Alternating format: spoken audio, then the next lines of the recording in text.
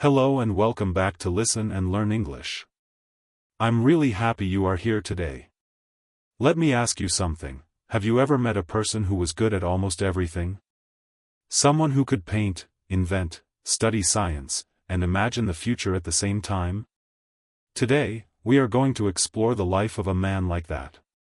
Before we begin, don't forget to subscribe to Listen and Learn English so you can keep improving your English with interesting stories like this one. Today's topic is the life of Leonardo da Vinci, one of the most famous people in history. Why is he so interesting? Because he was not just a painter. He was also a scientist, an inventor, and a thinker. He was a true genius. A genius means a person with very high intelligence and creativity. So, let's travel back in time, more than 500 years ago. Leonardo was born in 1452 in a small town in Italy called Vinci. Imagine a quiet village, with green hills, fresh air, and narrow dirt roads. This peaceful place was where his journey began. He was not born into a rich or powerful family. In fact, he was the son of a notary. A notary is a person who writes and signs legal documents, and a woman who was not married to his father. At that time, this was not common, but Leonardo still had opportunities to learn. As a child, Leonardo was very curious. Curious means wanting to know more about everything. He would look at plants, animals, water, and the sky, asking questions again and again. Why do birds fly? How does water move? Can you imagine a young boy watching everything so carefully? He loved drawing from a very early age. He didn't just draw simple pictures. He tried to draw real life. He studied how light falls on objects, how shadows move, and how the human body looks in different positions. When Leonardo was about 14 years old, he moved to Florence. Florence was a busy and rich city, full of art and culture. It was the perfect place for a young artist to grow. There, he became an apprentice. An apprentice is someone who learns a skill by working with a master. His master was a famous artist named Verrocchio. In his workshop, Leonardo learned painting, sculpture, and even basic engineering. Here is something interesting. One day, Leonardo helped his teacher paint a picture. He painted a small angel in the artwork. But this angel was so beautiful, so realistic, that people said it was better than the teacher's work. Can you imagine how surprising that must have been? As he grew older, Leonardo started creating his own paintings. One of his most famous works is the Mona Lisa. You may have seen this painting before. It shows a woman with a soft smile. But why is it so famous? Is it just a portrait? Not really. Leonardo used a special technique called sfumato. This word means soft and smoky. It creates smooth transitions between colors and shadows, making the face look alive. Look closely at the Mona Lisa, and you may feel like she is looking at you. Her smile seems to change. Sometimes she looks happy, sometimes serious. Isn't that fascinating? Another famous painting by Leonardo is The Last Supper. This painting shows Jesus and his disciples during their final meal together. The scene is full of emotion. Each person shows a different reaction: shock, fear, confusion. Leonardo didn't just paint people. He painted feelings. But here is something even more amazing. Painting was only one part of his life. Leonardo was also deeply interested in science. He studied the human body by examining real bodies. This may sound unusual, but it helped him understand anatomy. Anatomy means the structure of the body. He drew detailed sketches of muscles, bones, and organs.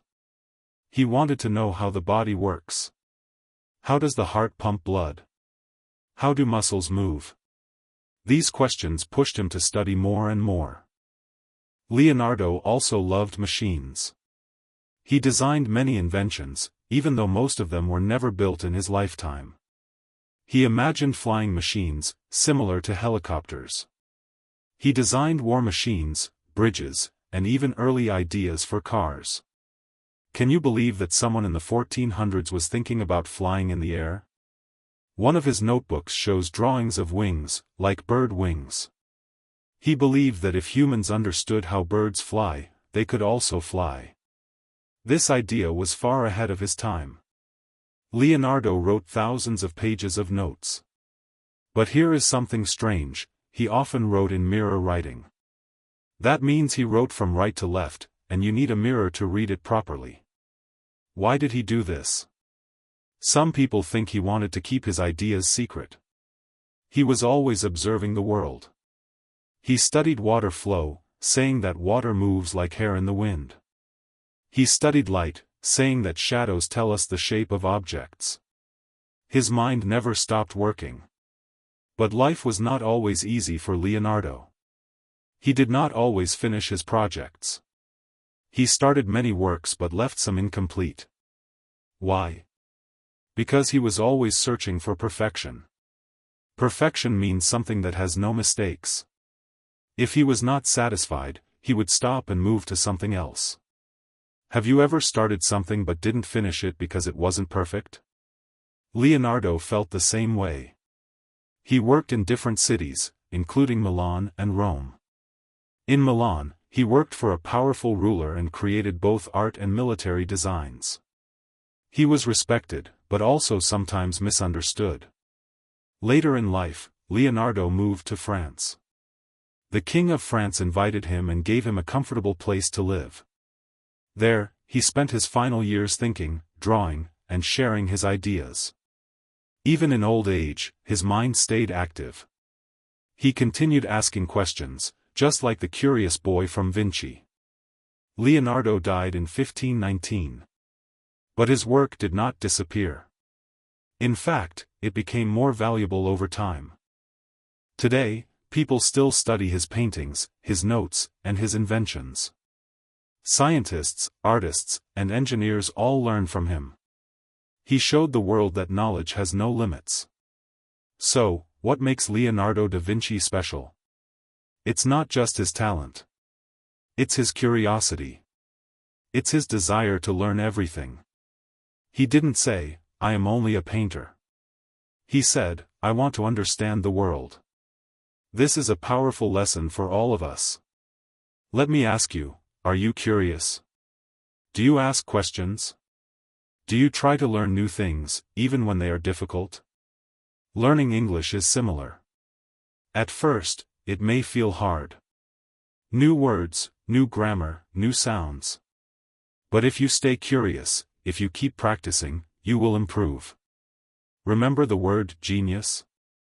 Leonardo was a genius, but he also worked very hard. He observed, practiced, and never stopped learning. You can do the same with English. Try to notice how words are used. Listen carefully. Repeat sentences. Ask yourself questions like, "Why is this word used here?" or "What does this phrase mean?" For example, earlier we used the word curious. Now you know it means wanting to learn more. Try to use it in your own sentence. I am curious about new cultures. See? Simple and useful. We also used the word apprentice. Maybe you can say, "I am an apprentice in learning English." That means you are learning step by step. Language learning is a journey, just like Leonardo's life. It takes time, patience, and interest. So, as we finish today's story, think about this: what inspires you? What makes you want to learn more? Leonardo da Vinci looked at the world and saw endless possibilities. Possibilities means many different chances or options. You can do the same with English. Thank you for listening and learning with me today. If you enjoyed this story, please like the video and share it with your friends. Don't forget to subscribe to Listen and Learn English for more stories that help you improve your English naturally. See you in the next video.